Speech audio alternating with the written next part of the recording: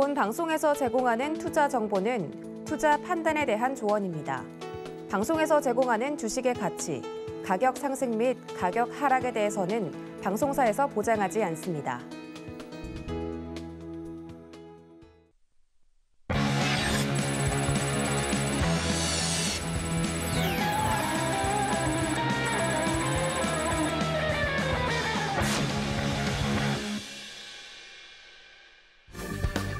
안녕하세요. 커다란 상승 흐름에 올라타는 시간 빅사이클 진행의 손자입니다. 네, 오늘 투자자분들을 아프게 한 이슈부터 내일의 시장 대응 전략, 그리고 또 앞으로 장기적인 안목까지 알짜 정보 가득 담아왔습니다. 탑픽 종목까지 준비되어 있으니까요. 오늘도 1시간 동안 커다란 상승 흐름에 함께 탑승해 주시기 바라겠습니다.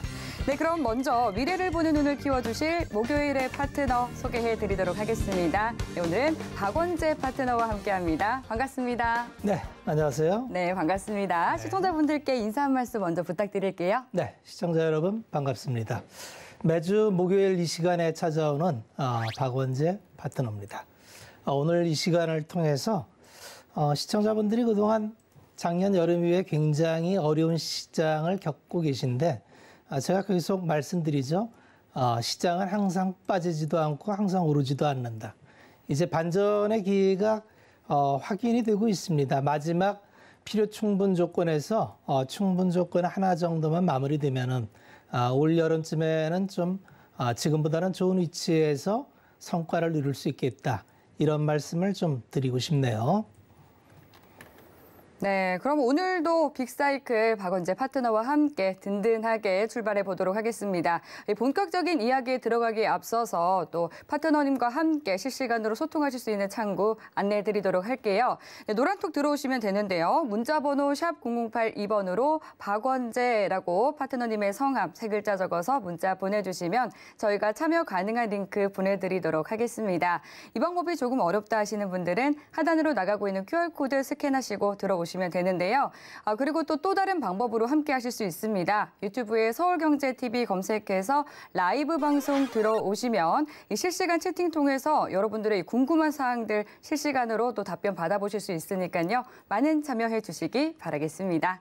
네, 그럼 먼저 오늘의 마감 시황부터 살펴보겠습니다. 네, 오늘 국내 증시는 간밤새 미증시가 하락 마감하면서 잔뜩 움츠린 채 출발을 했지만 장마판 낙폭을 회복했습니다. 엇갈린 표정으로 장을 마쳤는데요. 양대 시장에서 기관과 외국인이 하루 만에 물량을 던지면서 지수 하락을 주도했습니다. 개인 투자자들이 그 물량을 고스란히 받아내면서 개미의 힘을 보여준 하루였습니다. 코스피는 2729선에 약보한 마감했는데요. 이 삼성전자는 블록딜 이슈에다가 오늘 외국인들의 매도에 집중 대상이 되면서 6만 전자로 내려앉았습니다. 코스닥은 상승 반전에 성공하면서 931선의 거래를 마쳤는데요. 최근 고공행진을 하면서 사상 최고가를 경신했었던 알랩은 6거래일 만에 17% 수직 낙하했습니다. 현대사료는 곡물가 상승과 두올물산 인수라는 겹 호재로 4거래일 연속 상한가에 직행을 했는데요. 간밤새 국제유가가 또다시 치솟은 데다가 강달러 기조가 이어지면서 원달러 환율은 5원가량 오른 1218원 8전에 문을 닫았습니다. 네, 아시아 주요국 증시는 대부분 약세를 보이면서 혼조세 마감한 가운데 니케이 지수가 8일 연속 상승 마감했습니다. 네, 이렇게 간단하게 마감 시황 짚어봤는데요. 지금 현재 좀 산적해 있는 대외 변수로 인해서 시장 대응이 굉장히 쉽지 않은 상황인 것 같습니다. 보다 자세한 이야기 파트너와 함께 나눠보도록 하겠습니다. 파트너님, 그렇지 않아도 지금 현재 우크라이나와 또 러시아 사태로 인해서 혼란스러운 와중인데 또 오늘 이 북한이 ICBM으로 추정되는 이 발사체를 쏘아 올렸다라고 하더라고요. 지금 핵실험과 ICBM 발사 유예를 선언한 이 2018년 4월 이후에 또 4년 만에 이런 행보를 보였다라고 하던데 그래서 좀 5년 전으로 돌아가는 것이 아닌가 하는 우려도 있는 상황입니다. 이에 따라서 좀 방산주들이 또 들썩이는 움직임이 시간 외에서 보여졌었는데 내일장에는 좀 어떤 움직임 보일까요? 사실 내일장을 알기는 어렵죠. 우리는 시장을 볼 때 이제 접근하는 방법이 굉장히 여러 가지죠. 어떤 분들은 오늘 시황을 보고 내일장을 예측하기도 하고 어떤 사람들은 이건 그냥 노이즈이기 때문에 무시하고 큰 흐름만 보고 가는 사람도 있죠. 네.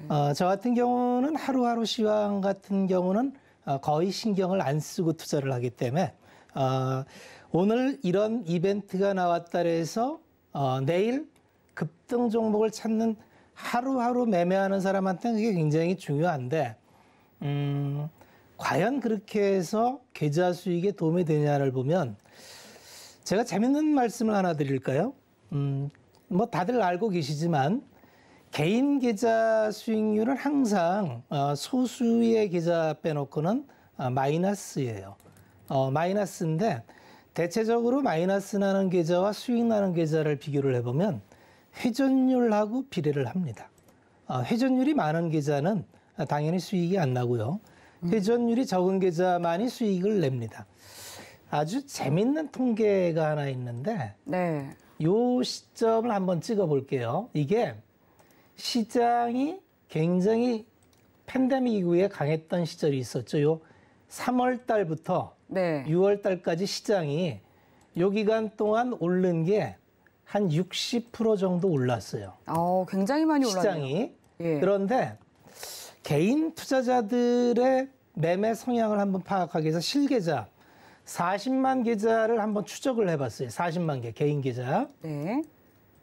놀라운 결과가 나왔어요. 50% 계좌가 손실이 났습니다. 개인 계좌의 50%가 손실이 났어요. 이 얘기는 뭐냐 하면은 수익 나는 구조대로 투자하는 게 일반 투자자가 너무 없다는 거예요. 그래서 제가 이제 주식 불패방이나 방송 시간을 통해서 계속 방향을 봐야 된다. 하루하루 이슈나 테마 이렇게 쫓아다녀서 승산이 잘 없을 거다. 그런데 좀 안타까운 거는 대체적으로 주식 투자를 그렇게 해야 되는 걸로 많이 인지가 돼 있고 그런 식으로 투자를 하시다 보니까 수익으로 연결이 안 돼요. 지금도 마찬가지지만 오늘도 매일매일 쳐보면은 급등 종목이 나옵니다. 그리고 상한가 종목이 나와요. 근데 우리가 주식 투자를 카지노 게임하고 많이 비교를 하는데 카지노 게임하고 주식 투자가 비슷한 면이 있죠. 다른 게 있고. 비슷한 게 뭐냐면 주식 투자를 카지노 게임이나 경마나 경륜처럼 하면은 똑같아집니다.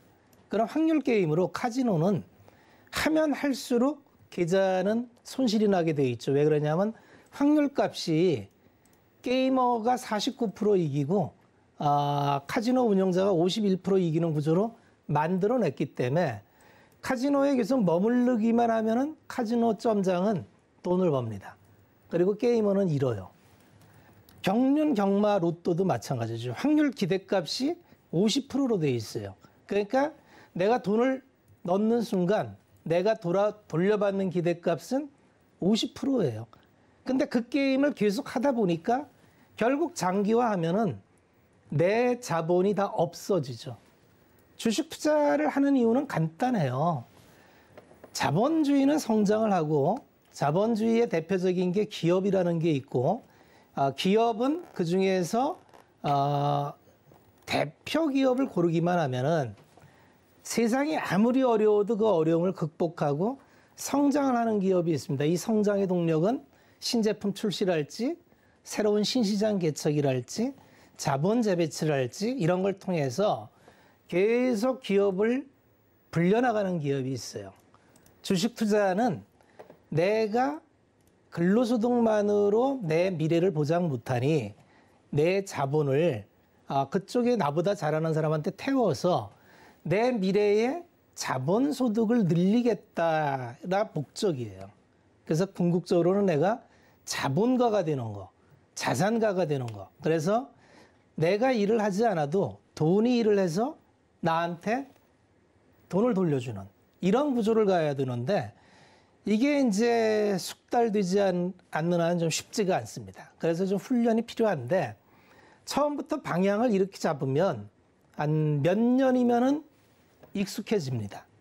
근데 이게 어렵다 해서 매일매일 배팅을 하게 되면은 결국 시간이 지나면은 내 자본이 어디로 갔는지도 모르게 다 없어집니다.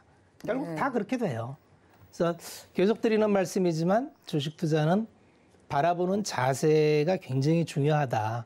그래서 그 자세를 어렵지만 한번 좀 바꾸는 순간 좀 달라진다는 말씀을 드리고 싶습니다. 네, 지금 근로소득만으로는 사실 살아가기가 또 힘든 안 나오죠. 상황이죠. 생애재무 설계가 안 나오잖아요. 네, 지금 뭐 부동산 가격도 너무 많이 올랐고 그렇죠. 그렇기 네. 때문에 내 월급으로는 살 수 없다 이런 말도 나오고 있는 상황인데 그렇죠. 그렇기 때문에 지금 이런 서울경제TV 빅사이클을 더욱더 본방사수해야 하는 이유가 아닌가 싶습니다. 맞습니다. 저희는 또 왜냐하면 거시적인 흐름을 살펴보는 거잖아요. 네. 하지만 또 오늘 시장에 대해서도 또 짚어봐야 되기 때문에 그렇다면 그렇죠. 이 북한의 도발과 관련해서는 당장 이 시장의 영향은 미미할 것이다라고 보는 뭐 것일까요? 즉각적으로 반영되는 기업들이 항상 있잖아요. 네, 거의 공식처럼 뭐 빅텍이나 이런 기업들은 방산 관련해서 가는데 네. 하나의 팁은 방산 산업은 구조적으로 성장 궤도에 올라왔어요. 네. 왜 그러냐면 미국이 그동안은 경찰 국가를 자임하면서 전 세계 방위를 책임을 져줬는데 예. 이제 미국이 경찰 국가의 역할을 스스로 포기를 했죠. 네. 그러면서 유럽, 러시아가 결국 패권 전쟁을 일으켰는데 네. 그러면 지금까지는 미국 안보에 기대어 있던 모든 국가가 자기 국방을 스스로 해야 되는 필요가 생겼죠. 그러니까요. 그러면 국방비를 당연히 늘리겠죠. 예. 그러면 우리처럼 선 투자가 돼 있고 선 개발에 돼 있는 대한민국 국방 산업은 네. 굉장히 탄탄테로를 갈 수 있는 길이 열렸죠. 네, 사실 이제 우리나라 같은 경우는 지금 뭐 분단 국가기도 했고 지금 휴전 중인 거잖아요. 어떻게 그렇죠. 보면. 예. 그래서 사실 북한이 도발을 한다고 해도 뭐 크게 불안감을 느끼지는 못하고 있었거든요. 이게 안전 불감증이라고 할 수 있겠죠. 하지만 지금 대외적으로 러시아 우크라이나 사태가 불거지다 보니까 이제는 조금은 좀 무서워지는 그런 상황이거든요. 또 지금 맞아요. 현재 우크라이나 상황에 대비를 해서 또 G7이라든지 EU 그리고 나토의 정상회담이 벨기에 브뤼셀에서 현지 시간 24일 열리고 있습니다. 하지만 전쟁 종료를 위한 큰 돌파구는 없을 것이다라는 예상이 나오고 있는 상황인데 지금 국제 유가라든지 뭐 원자재, 곡물 가격 다 올랐잖아요. 네. 계속 이어질까요? 자, 이렇게 한번 생각을 해보세요. 전쟁을 시작한 거는 러시아의 푸틴이죠. 예. 그런데 계획대로 안 되고 있죠. 네. 그러면 이게 영원하려면은 네. 이제 뒤에 받쳐주는 힘이 있으면 지속하는 힘이 있어요. 예. 그런데 전쟁은 그냥 되는 게 아니라 자원과 물자가 필요하죠. 그렇죠. 이미 러시아가 무너지고 있는 건 병참 보급이 안 되기 때문에 무너지죠. 네.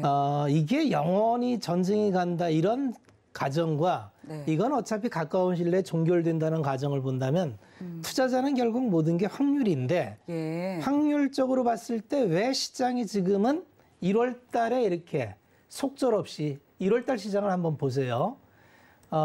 제가 이제 뭐 차트로 모든 걸 설명드리지는 않는데 1월 달에 보면은 거의 양봉 없이 무너졌죠. 2월 달부터 보면 양봉이 많이 나타나요. 3월 달 보면은 자꾸 바닥에서 뭘 받는 힘이 나오죠. 네. 저가 매수가 들어온다는 얘기예요. 그러면 해결된 거는 없는데 왜 시장은 저가 매수가 들어올까요? 주식은 모든 게 확실해지면은 많이 올라가 있어요. 그래서 주식은 어차피 불확실성을 안고 내가 결정을 해야지 내가 모든 게 편해지면 오겠다. 그게 매일 개인 투자자가 잘못하는 불확실성이 해소되는 순간이면 굉장히 마음이 편안해지고 남도 편안해지고 가격은 많이 올라가 있겠죠. 그럼 그때 출발을 해서 또 불편해지면은 다 버려요. 그러면 아니 정말 다 이 사야 될 시점에 쌀 때 팔고 남들이 다 환호하고 마음 편할 때 사면 비쌀 때 사고 자산은 언제나 싸게 사서 비싸게 파는 훈련을 해야 됩니다. 적당히 불안한 가운데 투자를 하시는 게 나중에 보면은 성과가 굉장히 도움이 되고 이걸 한번 경험하시면은 이 불안할 때 사는 건 두려워요. 손이 잘 안 나갑니다. 그런데 이걸 경험을 한번 하셔야 돼요. 그렇게 매수했더니 야, 내 계좌에 기록할 만한 수익을 내더라. 그건 언제나 지금처럼 어려울 때 들어가는 겁니다. 네. 작년 초 좋았을 때 들어가서 지금까지 고생하잖아요. 그렇죠. 포모라고 해서 나만 벼락거지 드는 거 아니야 해서 전부 달려들 때 비싼 가격에 사니까 비싼 가격에 산 거고, 그러니까 이제 장기간 고생하는데 지금은 이제 사람들이 조금만 올면 좀 팔려고 해요. 왜? 아직도 불안하니까.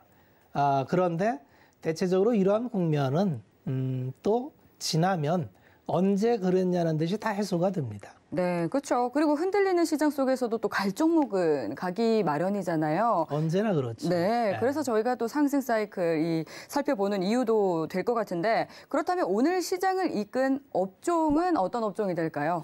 오늘 업종은 뭐 오늘 이제 오전장과 오후장이 달라서 네. 조금 나눠서 봐야 되는데. 네, 그럼 사실 오전부터 이제 보시면요. 자료를 오전에 봤을 때는 네. 이제 사료 곡물주가 꽤 올랐었어요. 그렇죠. 오전장에는. 네, 곡물 가격 급등하면서 또 사료주들이 굉장히 강하더라고요. 예, 근데 이제 이거는 에그플레이션 얘기인데, 예. 이것도 확정적 사건이에요. 왜 그러냐면, 곡물은 전 세계 평균해서 고루 나오지를 않아요. 자원과 마찬가지로. 네. 그러다 보니까 이번에 그 전쟁 발발 지역인 우크라이나 지역이 러시아와 더불어서 세계적인 곡창지대로 밀, 네. 뭐 이런 게 많이 재배가 되죠. 그렇죠. 밀 수출이 그쪽 지역에서 30%를 담당하는데, 네. 파종 시기가 올해는 이제 틀렸다고 봐야죠. 그러면 당장 이제 올해의 밀 농사가 대체할 수 있는 게 인도나 미국이나 이런 데서 발빠르게 파종을 하지 않으면은 올해 밀 쇼티지는 확정입니다. 그러면 이제 이게 구조를 잘 봐야 되는 게, 그렇게 되면은 만약에 인도나 미국에서 대체 작물로 아직 시간이 있으니까 경작지를 늘릴 수 있다면 당장 필요로 드는 게 비료를 좀 더 쓸 수밖에 없겠죠. 예. 비료를 써야 되는데 이게 비료도 또 비료 원재료가 되는 게 뭐 암모니아나 인산이나 뭐 리튬이나 칼륨이나 이런 것들이, 네. 이런 것들도 다 쇼티지예요.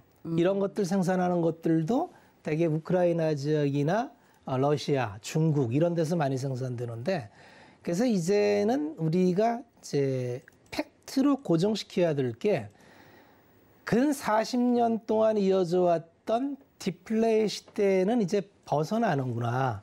그리고 이제 인플레 시대가 왔구나.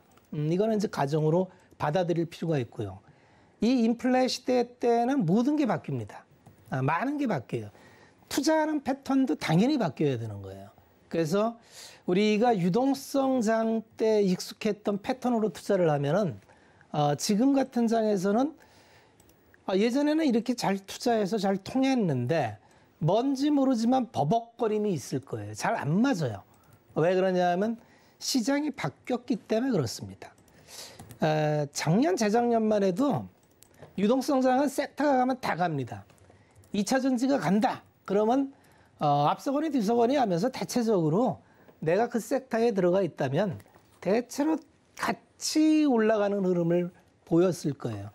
요새 시장 가만히 보십시오. 같이 가질 않죠.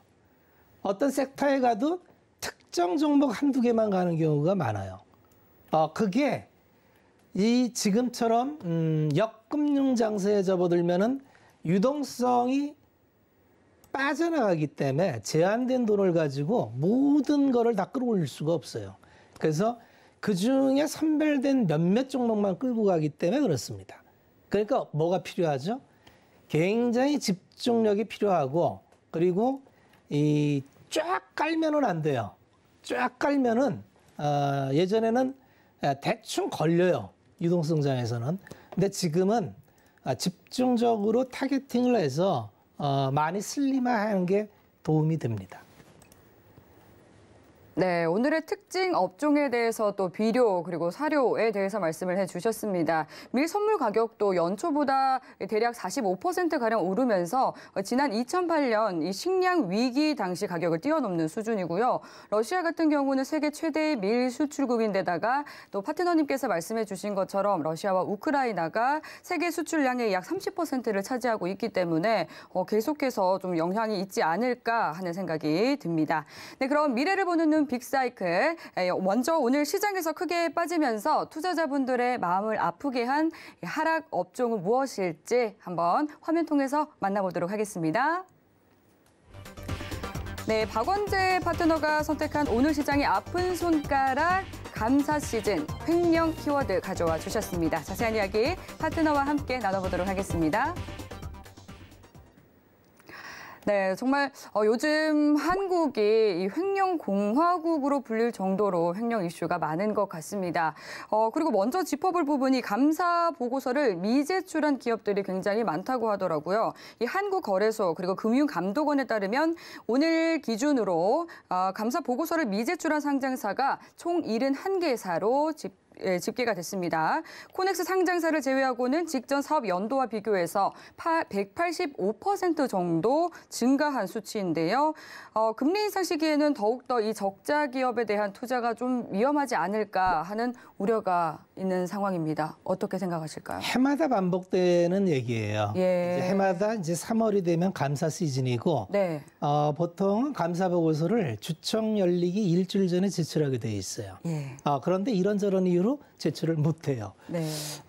그래서 대체적으로 이제 그 감사 보고서를 제출하지 못하면은 네. 관리 종목으로 편입이 되고 거래 정지되는 일을 당할 수가 있어요. 네. 그러니까 해마다 이때 되면은 좀 주의를 기울여야 되는데 이제 매년 반복되는 얘기인데 올해도 상장 폐지를 또 수십 개 종목이 할 거예요. 네. 그래서 주식 시장은 언제나 새로운 기업이 들어오고 있던 기업이 퇴출되는 게 매년 있는 일이에요.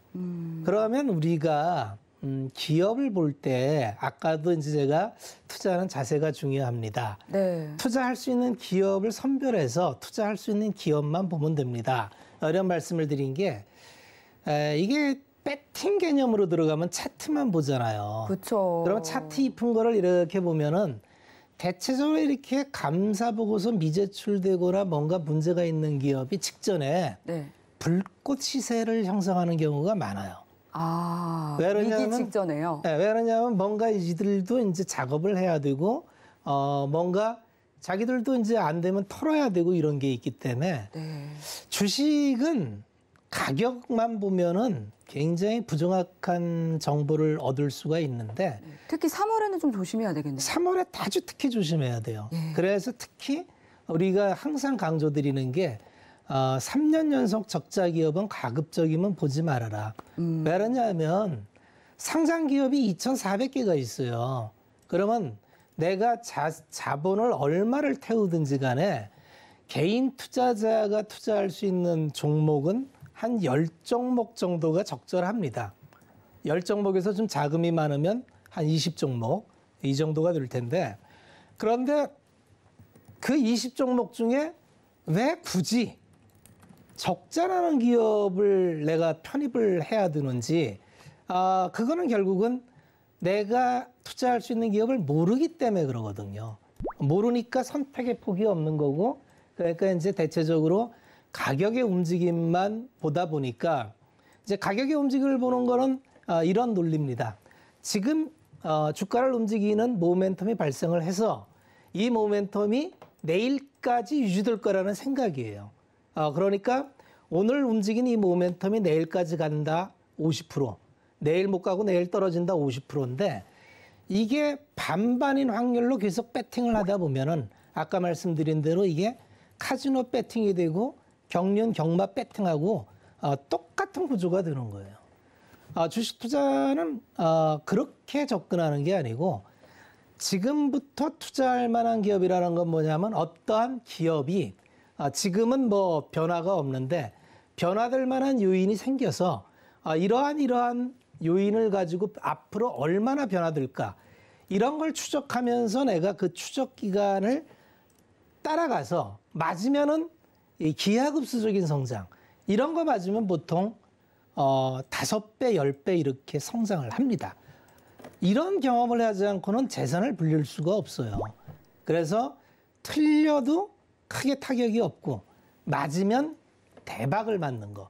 이게 주식 투자의 본질인데 그러려면 선결적인 게 많이 필요합니다.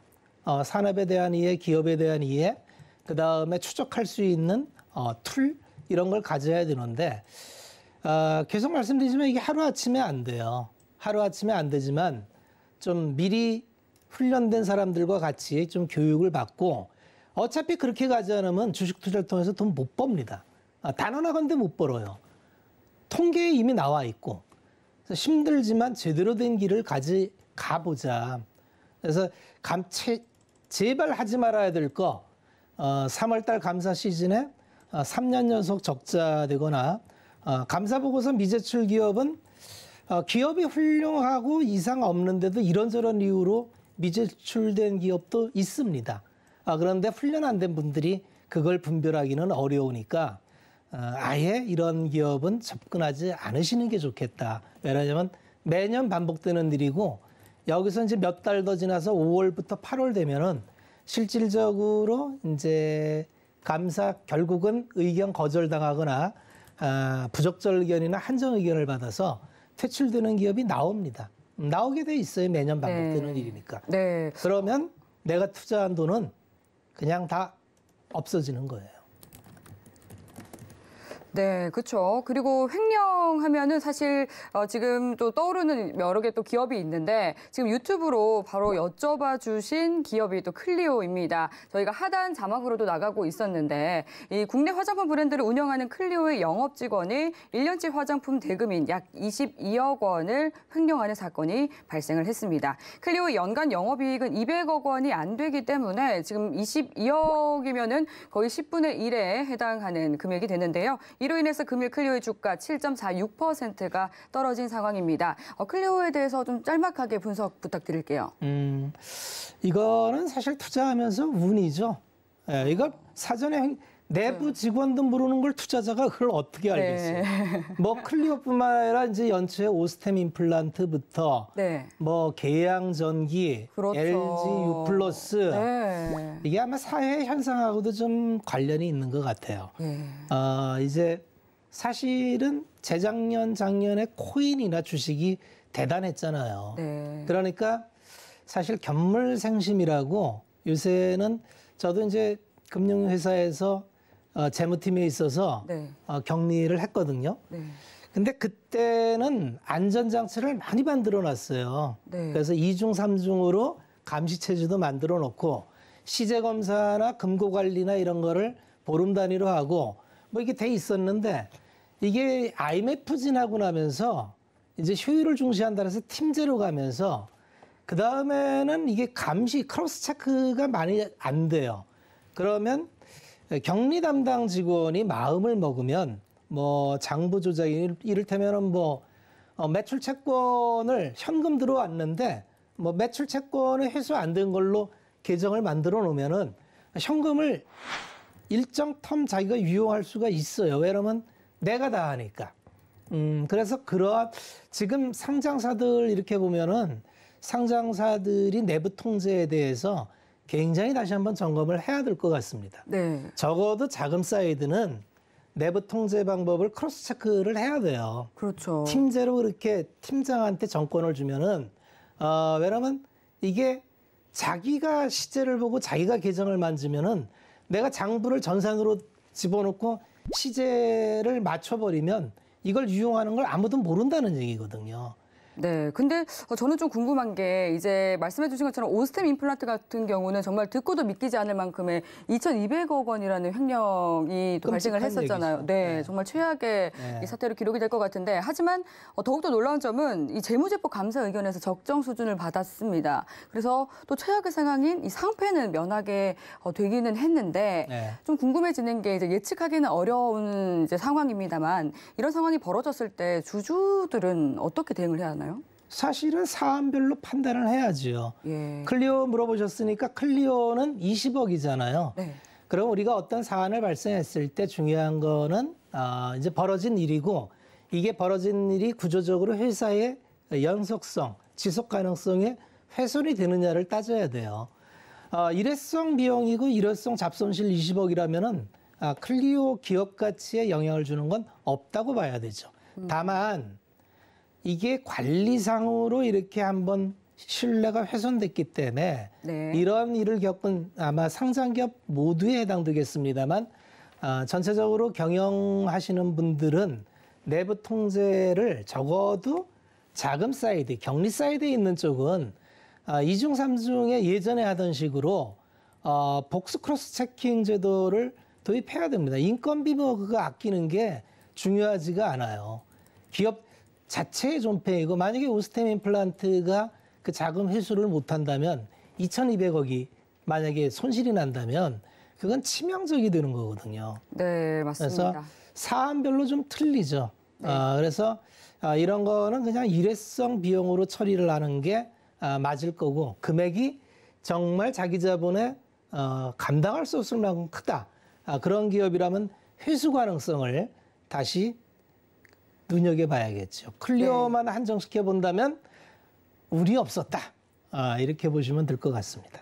네. 여기까지 그럼 또 아픈 손가락에 대해서 짚어봤고요. 더 중요한 거는 그래서 앞으로 또 나에게 수익을 안겨주게 될 상승 업종이겠죠. 네, 오늘 상승 업종으로는 어떤 업종을 골라와 주셨을까요? 화면 통해서 만나보시죠.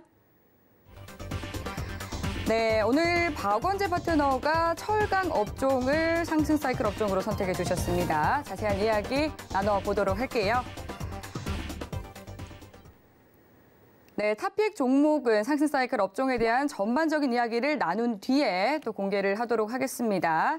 네, 먼저 이 철강 업종에 대해 살펴보도록 할게요. 러시아와 우크라이나 전쟁에 따라서 국내 철강주가 반사 이익을 받고 있습니다. 3일 들어서 20%에서 50%가량 급등을 한 상황인데요. 이 철강 업종에 대해서 자세한 분석 부탁드립니다.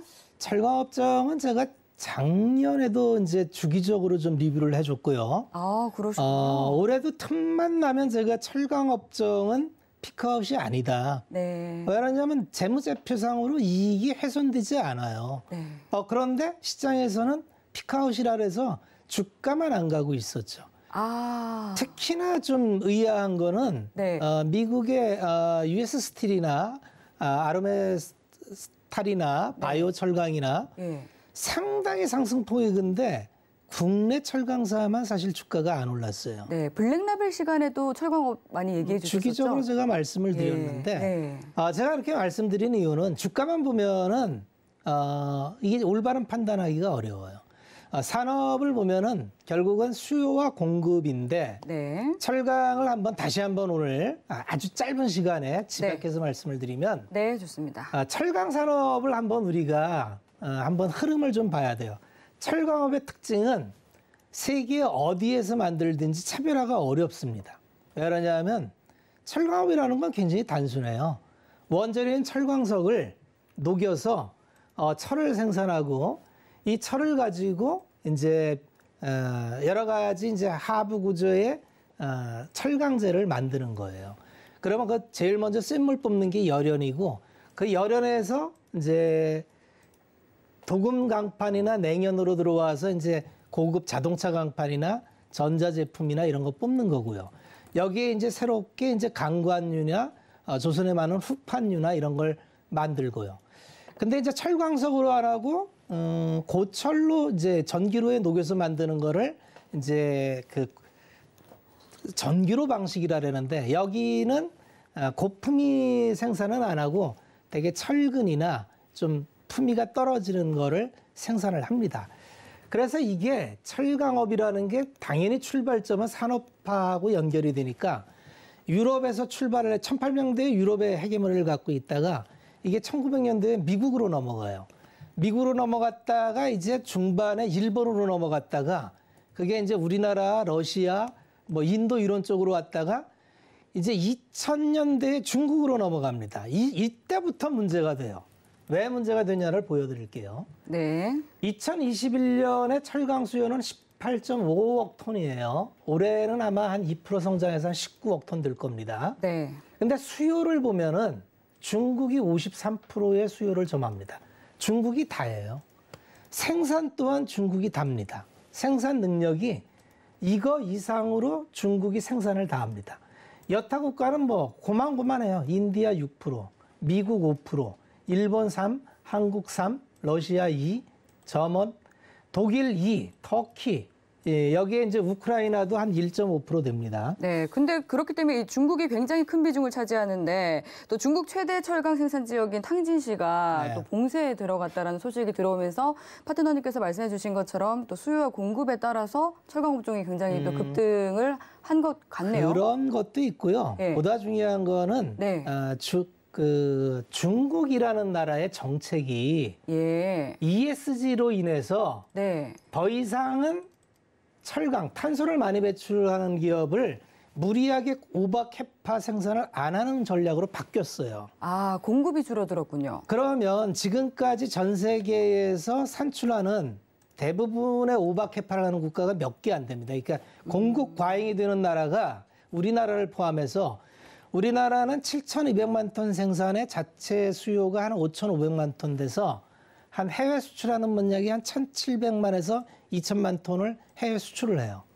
근데 중국이라는 나라는 기본적으로 작게는 3,000만 톤, 많으면 1억 5천만 톤까지 해외에 밀어내요.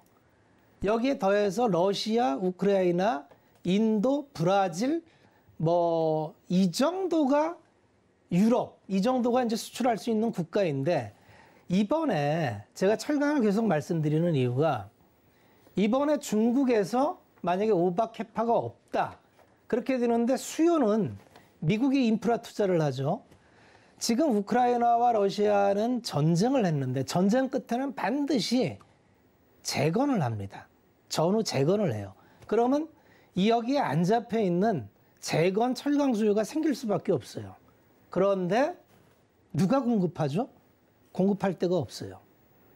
그래서 오늘도 이제 미국에서 철강 쿼터 재협 사항에 대해서 이제 상무부에서 한국은 지금 이미 쿼터 조정을 끝냈고 관세를 면제시켜줬기 때문에 안 한다라고 얘기를 안 했는데 지금 미국이 자체적으로 지금 철강이 부족합니다. 수입을 해야 돼요. 수입을 해야 되는데 유럽하고 관세 협정을 철폐를 했고 일본하고 철폐를 하고 다시 철폐를 하는데 유럽이 지금 철강제가 남지를 않아요.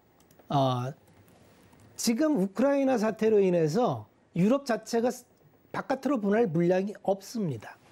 그러면 쇼티지예요. 우리가 올해 내내 작년부터 들어왔던 쇼티지가 철강 쪽에도 쇼티지가 납니다. 그리고 철강의 전방 산업은 건설업이 가장 많아요. 50% 이상이 건설업이고 그 다음에 이제 자동차, 가전, 조선, 기계 이런 류입니다. 우리나라 철강제가 1인당 소비량이 전 세계에서 1등입니다. 우리나라는 1인당 철강 소비재가 1억 톤이 넘어요. 왜 그러냐면 우리나라의 철강 전방 산업이 다 있기 때문에 그래요. 우리나라는 조선도 우리나라가 다 하죠. 자동차도 글로벌 빅5에 들어가 있는 기업이 있죠. 건설업은 자체 수요뿐만 아니라 해외 수출도 많이 하는 나라죠. 기계류 많이 하죠.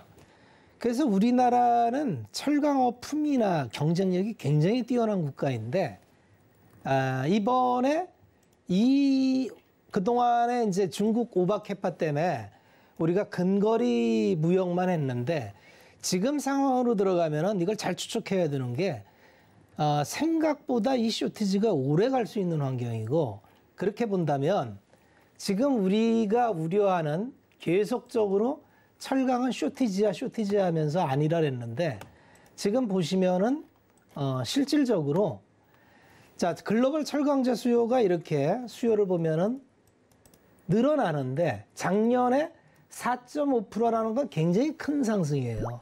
그 기저를 딛고 2.5%가 작지 않은 상승인데 여기에 전쟁 이슈가 더해져서 아마 복구 비용이 여기에 더 들어갈 거고요. 그러니까 수요가 늘어날 수 있다는 거고 지금 철강제를 만들기 위해서는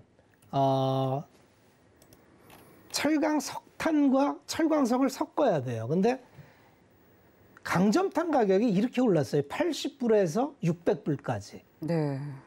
철광석도 올랐죠. 그러니까 이게 문제가 가격 전가가 안 되면은 철강사들이 재미없는데 요새 뉴스를 보십시오.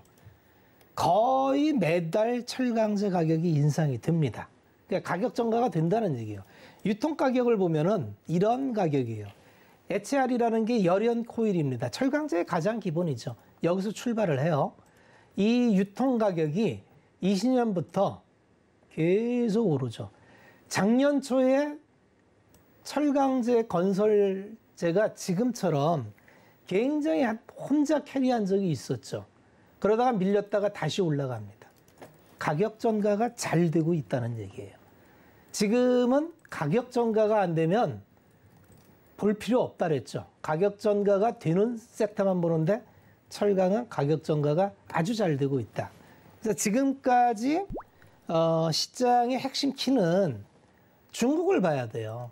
그래서 중국이 뭐 과거는 차치하고 앞으로 중국 자체 내에 수요가 생산보다 많아지면은 중국은 오버캐파 없이 바깥으로 밀어내는 물량이 안 나올 텐데 지금은 그러한 확률로 가고 있습니다. 네. 과거처럼 중국이 물량을 바깥으로 쏟아낼 여력이 없어요. 그리고 이런 게 맞다면은 철강제 가격은 가격 전가가 되는 상태에서 이렇게 되는 거죠. 중국의 철강이 계속 이렇게 바깥으로 밀어냈는데 이게 뚝 떨어진다는 게 예측이고 그렇게 된다면 우리의 철강업은 작년의 차트를 한번 보여드릴게요. 네. 작년의 차트를 한번 보여주시면 네. 이게 그냥 똑같습니다. 차트가. 네. 작년에 현대 포스코를 봐야 돼. 현대제철로 봐도 똑같으니까 보시면 이런 모습을 그려요. 이런 모습이 작년 보면은 그냥 철강이 캐리를 했어요. 그러네요. 보세요. 이렇게 이때 우리가 제가 이제 뭐 포스코, 현대제철, 뭐 포스코 강판 이런 거 하면서 계속 철강 주도로 드라이브를 걸었던 그때죠. 그런데 지금 1년 동안 피크아웃이라 해서 내려왔다가 다시 새로운 환경에서 지금 꿈틀거리고 있다. 그래서 추적할 만한 가치가 있다. 이렇게 보시면 되고 네. 이거를 같이 비교해서 보시면 건설하고 한번 비교를 해보시면은 이거를 같이 연동해서 보시면 좋은데 네. 여기에 현대건설을 한번 넣어볼게요. 네. 현대건설을 넣어보면 철강과 또 건설이 연관이 있을 것 같네요. 작년에 보세요. 거의 뭐 판박입니다. 거의 같은 흐름으로 가죠. 네. 같은 흐름으로 가요. 지금 같이 머리 들고 있죠. 네, 같이 머리 들고 있습니다. 그래서 지금 우리 시장에서 지금 중요한 거는 시장이 과연 돌아설 거냐가 이제 관심이고 돌아선다면 주도주가 뭐가 될 거냐 이게 이제 관심이에요. 시장에는 언제나 주도주가 있는데 지금 시장은 주도주가 없어요. 주도주라 하면은 작년 봄처럼 이렇게 뚜렷하게 방향을 타고 몇 배씩 오르는 걸 주도주라 합니다. 작년 하반기에 주도주가 생긴 이후에 그 이후에는 주도주가 없어요. 작년 하반기에 에코프로비엠 같은 경우가 확실하게 주도주였죠. 그래서 작년 하반기를 보시면 에코프로비엠이 이런 모습을 보이죠. 전혀 다른 모습이죠. 이런 모습이 보일 때 우리는 이걸 주도주라고 이 주도주가 나와야만 투자자는 수익을 극대화할 수 있는데 지금 시장은 이 주도주를 기다리는 시장이다 이렇게 보시면 돼요. 지금은 계좌가 올망졸망은 올라가는데 수익이 잘 안 납니다. 폭발적인 수익이 날 수가 없어요. 왜 그러냐면 수익은 시장이 주는데 투자자가 만드는 게 아니에요. 수익은 시장이 줍니다. 차트를 보시면 지금 시장이 계속 빠지잖아요. 이렇게 쭉 빠지는 구간에서는 수익이 날 수가 없어요. 이게 여기서 돌아서서 이걸 뚫고 3천을 간다. 그럼 이 사이에 주도주가 형성이 될 확률이 많이 생기고 그 주도주를 잡는 게 투자자가 해야 될 일입니다. 지금은 그걸 준비할 때다. 이런 말씀을 드릴게요. 네. 그리고 또 어제 들린 소식이죠. 유럽 최대 철강 공장인 또 우크라이나의 철강 공장이 폭격을 당하면서 국내의 철강 기업들이 몸값이 또 훨훨 날고 있는 것 같습니다. 줄줄이 상한가 도달하고 있고요. 또 미국 같은 경우는 EU 그리고 일본, 영국과는 철강 관세 합의에 이르렀지만 아직 우리나라와는 이 협상 개시도 못하고 있는 상황입니다. 국내 철강 기업들이 워낙 강하기 때문에 견제를 조금은 하고 있는 상황인 것 같은데 파트너님께서 말씀해 주신 것처럼 수요 공급 차원에서 본다면 지금 현재 철강 이 기업들의 주가가 오를 수밖에 없는 상황이다라고 볼 수 있을 것 같습니다. 네, 지금 또 이 시간에 또 한정이 되어 있기 때문에 보다 자세한 이야기는 노란톡 들어오시면 되겠습니다. 샵 0082번으로 박원재라고 세 글자 적어서 문자 보내주시면 되겠고요. 네, 그럼 상승 업종에 대해서 이야기 나눠봤으니까 그래서 어떤 종목에 투자를 해야 할지 궁금하실 텐데요. 탑픽 종목 공개해 주시죠. 네. 오늘은 이제 철강업 특집이기 때문에 네. 제가 지지난주에 한번 드렸던 종목을 이제 다시 갖고 왔어요. 지지난주에 제가 세아제강지주를 말씀을 드렸죠. 세아제강지주. 네, 그래서 이제 같이 얘기하면서 네. 그때 이제 눌림목이 잘 형성돼서 네. 이 정도면은 들어가도 된다. 사실은 이제 우리는 이미 진작에 많이 바닥에서 이제 매집을 하고 있었고 네. 오늘 드리는 말씀은 뭐 추천이다 이런 거보다도 네. 주식을 이렇게 본다. 왜냐하면 주식을 이렇게 접근을 하는 게 결국은 궁극적으로 계좌 수익을 올리는 길이라는 걸 시청자분들한테 제가 소개시켜 드리기 위해서 네. 하나의 사례로 제가 세아제강지주를 이제 2주 만에 또 갖고 왔는데 예. 보시면은 그동안의 변화가 좀 있었죠. 그때 제가 요날입니다. 요날 이게 지지난주 목요일이에요. 네. 그래서 세아제강지주가 이제 21선 딱 닫고 올라오길래 그렇죠. 이 정도 위치에서는 들어가도 크게 부담이 없습니다. 그렇죠. 제가 그때 네. 지금 매수해봐도 좋을까요? 했더니 네. 파트너님께서 좋습니다 말씀해 주셨는데 이게 그때하고 지금 한 5, 6, 7% 이 정도 좀 난 것 같아요. 이게 수익이 났다 안 났다가 중요한 게 아니라 네. 왜 이 종목을 픽을 하고 예. 이 종목이 왜 앞으로 전망이 있는지를 보려면 네. 첫째 세아제강지주를 이제 보는 측면에서 우리가 투자 포인트는 누가 뭐라 해도 세아제강은 이제 강관유, 유정형 강관을 합니다. 근데 이게 지주다 보니까 당연히 이제 그 자회사들이 많죠. 대표적인 자회사는 세아제강이 있고요. 이거는 기본적으로 유정형 강관을 주로 하고요. 그 밑에도 동아CM이나 그 판재료를 하는 거나 강관유나 이런 게 많은데 핵심을 짚어드리면 미국 내에 법인을 갖고 있어요. 그 미국 내 법인의 캐파가 한 30만 톤 정도가 됩니다. 30만 톤 정도가 되는데 문제는 뭐냐면 이번에 이제 철강 쿼터 협상이 우리는 안 되는 걸로 지금 오늘 얘기가 됐죠. 미상부부에서. 네. 그러면 우리는 혹시나 하고 쿼터가 늘으면 우리가 원래 미국이 한 400만 ton 수출을 했었는데 트럼프 행정부 때 이제 슈퍼 232조를 들이대서 야 너희들 왜 우리 철강 산업을 괴롭혀? 그러니까 너희들 좀 물량 줄여. 이래가지고 70%만 해라. 그래서 70%로 줄었어요. 네. 그런데 세아제강지주는 미국에 30만 톤의 캐파가 있는데 이게 가동률이 25%밖에 안 돼요.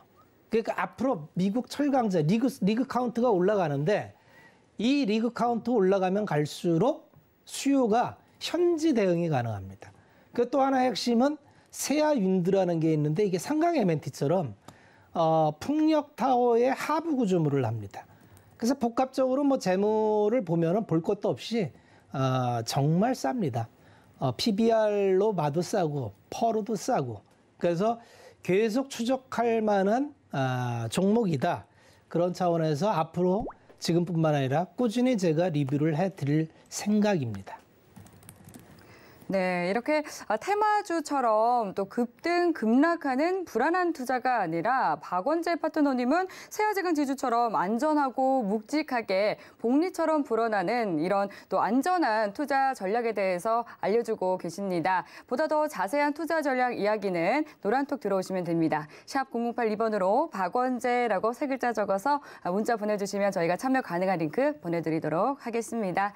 네, 참고로 본 방송에서 제공하는 정보는 투자 판단에 대한 조언일 뿐 해당 상품의 가치나 수익률을 보장하지 않습니다. 서울경제TV는 자본시장 통합법을 준수합니다. 1:1 투자 상담과 유사수 신행위 등 모든 불법 사항을 엄중히 금지합니다. 네, 오늘 저희가 준비한 내용은 여기까지입니다. 시청해주신 여러분 고맙습니다.